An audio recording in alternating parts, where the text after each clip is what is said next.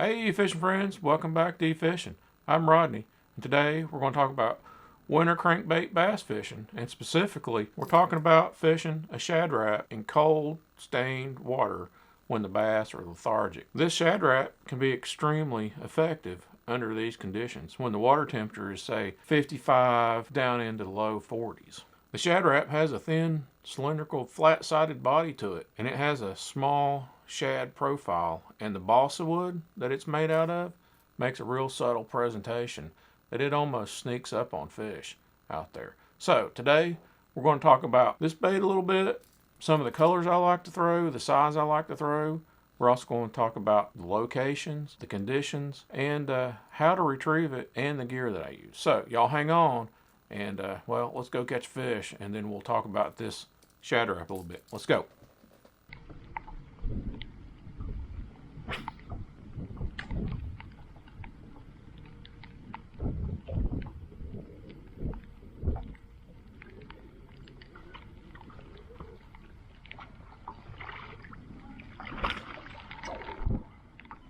There's the first one.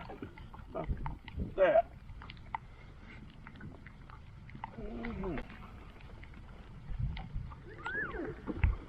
There we go. There's the first one. Eating that shad rap. Looks like you got it pretty good too. So let's talk about the bait a little bit.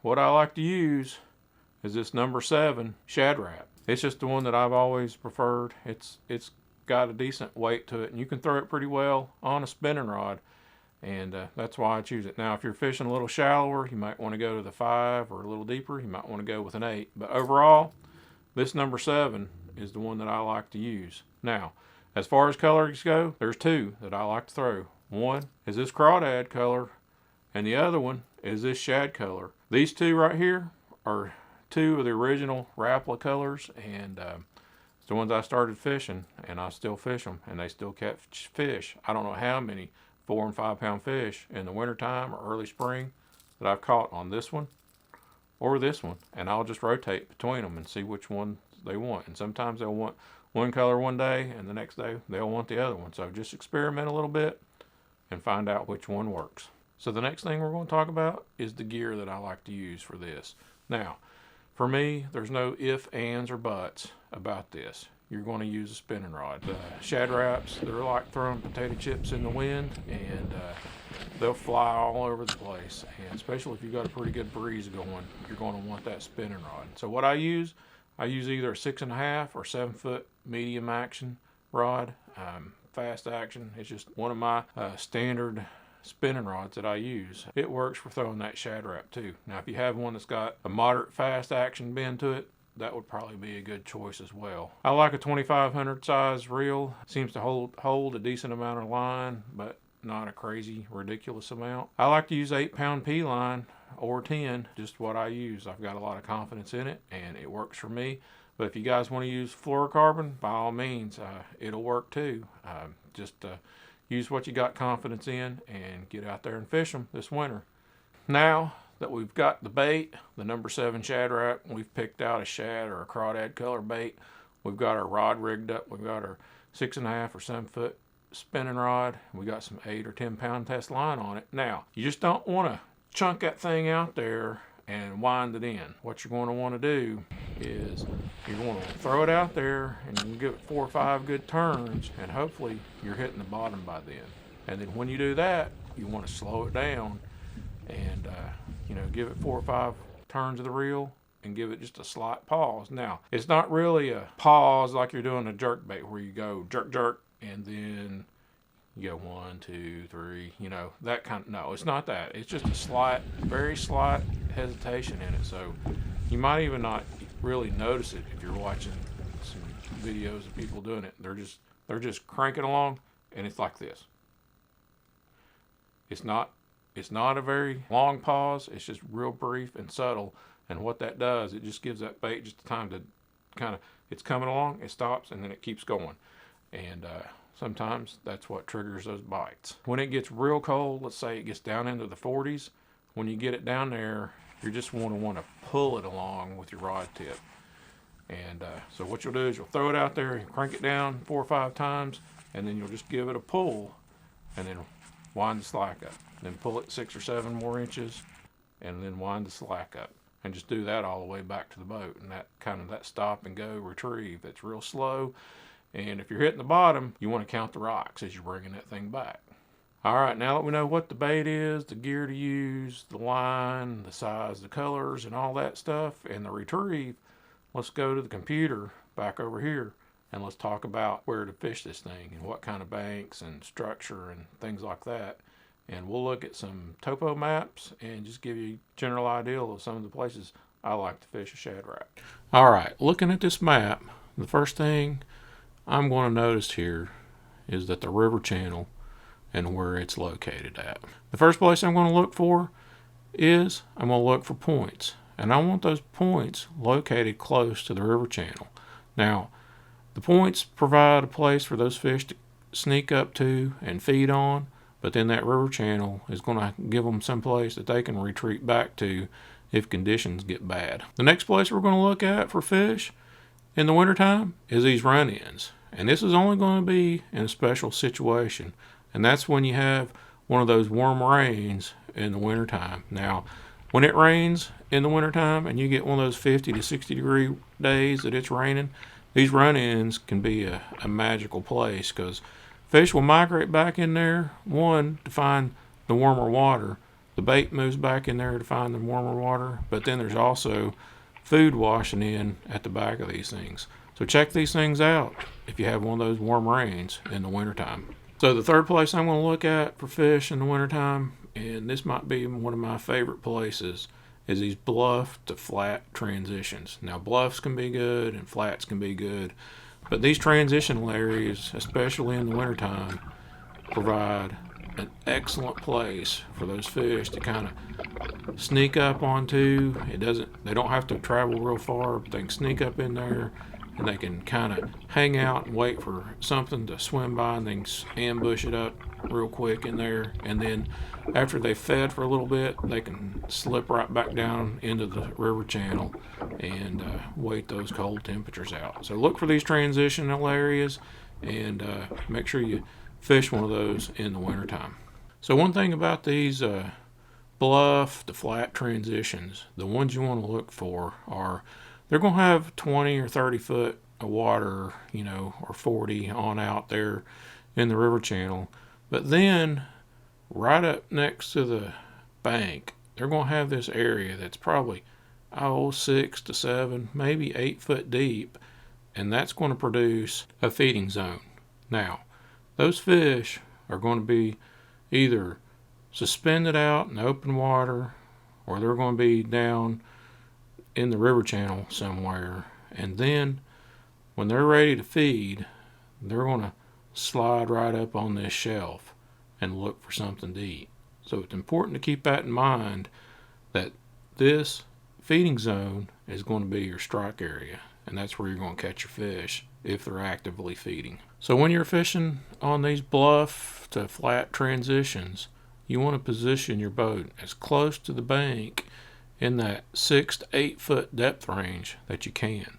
And then you want to make a parallel cast down the bank. This way you keep your bait in that feeding zone as long as possible. So what you don't want to do is position your boat out over the river channel and make cast into the bank or at a 45 degree angle down the bank.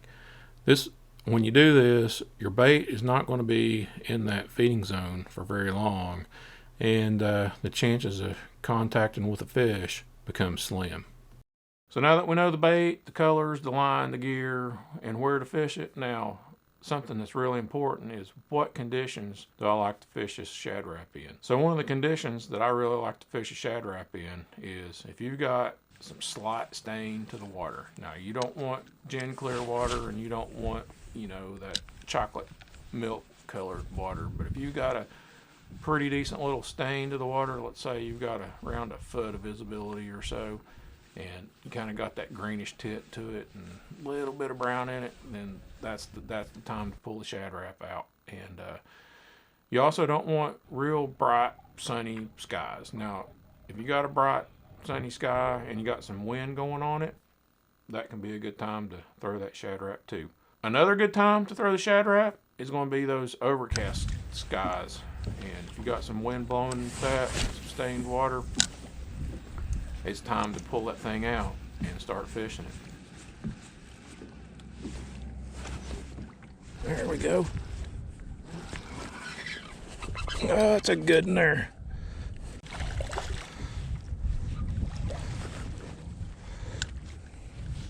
That's a good one there.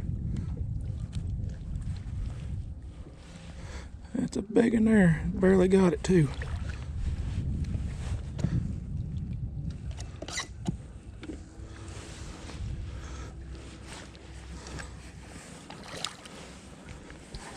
Come here now. Oh, look at that one. Woo-hoo. That's been a long time coming. Oh my. Oh my.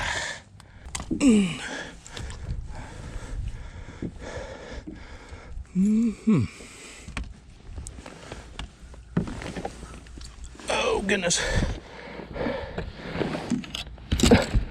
Look at that one. How's that? Been a while coming for one of them. Look at that thing, he's all spotted up. All right guys, one thing I can say is if you're fishing 8-pound line or 10 or whatever on a Shad Rap and you catch a good fish like that, you need to read high. It don't take but a second, and it might save you one.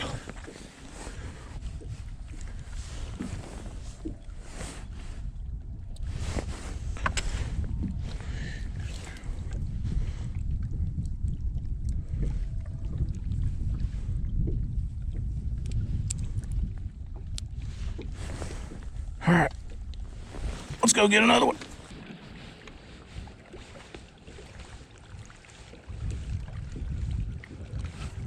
There's one. That feels like a...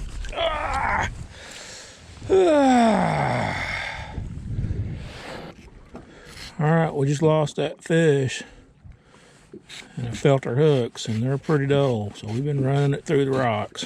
So we're gonna sit here and sharpen this thing up.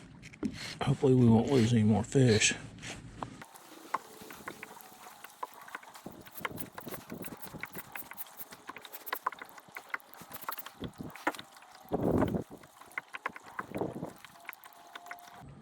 All right, the way you tell if a hook is sharp, I don't know if y'all know this or not, if you can't stick it in your fingernail and it stick there, if it comes and just rides across it, it's dull. You need to sharpen it. But if it'll go and stick in there, you're good to go. Well, hope you guys have learned a little bit about Shad Rap fishing in the wintertime, these wintertime crankbaits. It's a good little deal to have in your pocket. Sometimes if you're out there and nothing else is working, pull that Shad Rap out and crank it around in a few of the areas we talked about and see if you don't get a bite or two doing it. Sometimes it'll save the day, and sometimes you might even really get on a good pattern and you can just start jumping points or jumping the back of the run-ins if there's some water running in, or transitions, or wherever you find them. You might be able to run to the lake that day and just really have a good day fishing in the wintertime and have something special. And you might even catch a real big one doing this too. So anyways, I'm Rodney with eFishing. Thanks for stopping by. If y'all didn't hit that subscribe button, go down there and do it. Maybe hit that like button too. And thanks for stopping by. We'll catch y'all out on the water next time. We're out.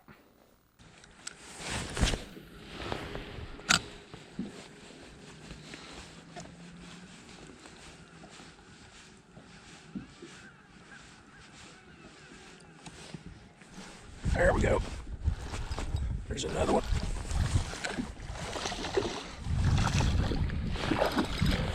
Step up on in here. Oh, how's that one? Woo!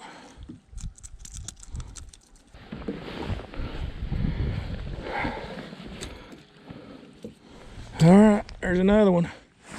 Probably 2.5 or so. Pretty fish. Might be on to something now. Here we go. Starting to rain again. How about that? Here we go. There we go.